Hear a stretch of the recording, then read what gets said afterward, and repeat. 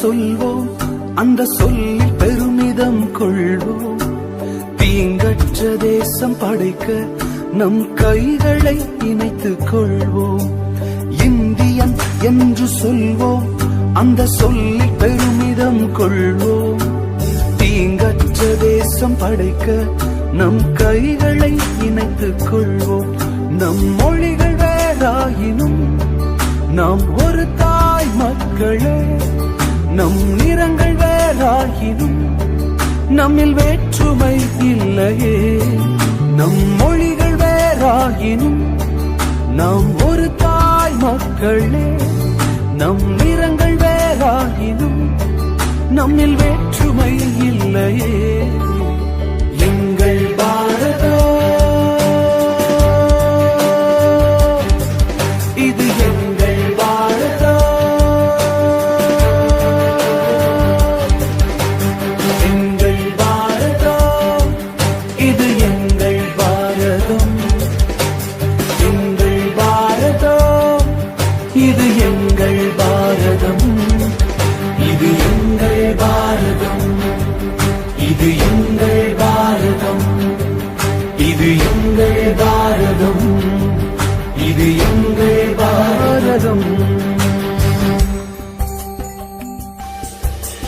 யுத்தங்கள் மாறணும், சமாதானம் பிறக்கணும். ஜாதி வேற்றுமை இல்லாமல் நாம் ஒன்றாய் வாழணும். யுத்தங்கள் மாறணும், சமாதானம் பிறக்கணும். ஜாதி வேற்றுமை இல்லாமல் நாம் ஒன்றாய் வாழணும். இளைஞர் சமுதாயம் இன்றே எழுந்து நீதியை நாட்டணும். இளைஞர் சமுதாயம் இன்றே எழுந்து நீதியை நாட்டணும். நம் தேசத்தை உயர்த்தணும். எங்கள் பாரதம் இது எங்கள் பாரதம். எங்கள் பாரதம் இது எங்கள் பாரதம். எங்கள் பாரதம் இது எங்கள் பாரதம். இது எங்கள் பாரதம். இது எங்கள் பாரதம். இது எங்கள் பாரதம். இது எங்கள் பாரதம்.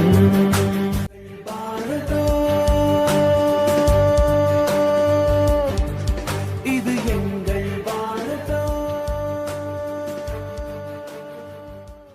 இன்றைய நாளில் இந்திய திருநாட்டின் 77வது குடியரசு விழாவை மகிழ்ந்து கொண்டாடிக் கொண்டிருக்கின்றோம். 1950ஆம் ஆண்டு ஜனவரி திங்கள் 26ஆம் நாளில் இந்திய நாட்டின் இறையாண்மையை கொண்டாடிட குடியரசாக மாறியது. இந்த நாள் நாட்டின் சுதந்திர போராட்டத்தின் வரலாற்றின் ஒரு திருப்பு முனையாகவும் மக்களாட்சி மலர்ந்த நாளாகவும் கருதப்படுகிறது. இது நாட்டின் வரலாறு, அரசாங்கம் மற்றும் பாரம்பரியங்களை கொண்டாடுகின்றது. 1930 இதே ஜனவரி 26ஆம் தேதியை முழு சுதந்திர தினமாக கொண்டாடப்பட வேண்டும் என்று மரியாதைக்குரிய மகாத்மா காந்தியும் அவரோடு இணைந்த சுதந்திர போராட்ட வீரர்களும் முடிவு செய்திருந்தனர்.